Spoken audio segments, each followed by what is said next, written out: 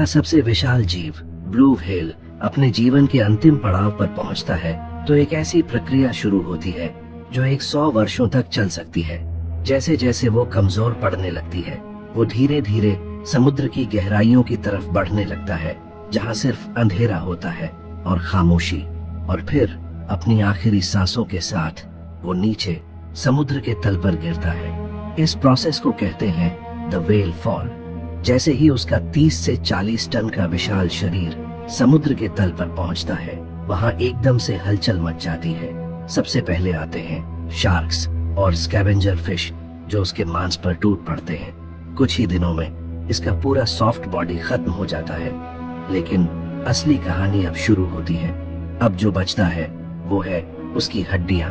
इन हड्डियों के अंदर इतना फैट और न्यूट्रिएंट्स होते हैं कि वो सालों तक खत्म नहीं होते। अब धीरे धीरे बैक्टीरिया इन हड्डियों को तोड़ना शुरू करते हैं और फिर आते हैं एक स्पेशल टाइप के वर्म्स, जो इन हड्डियों के अंदर घुसकर उन्हें अंदर से कंज्यूम करते हैं और यहीं से जन्म लेता है एक पूरा नया इकोसिस्टम।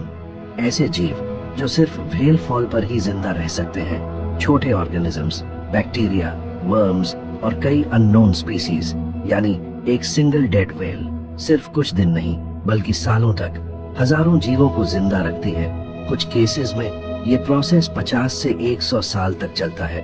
और यही तो है नेचर का कमाल।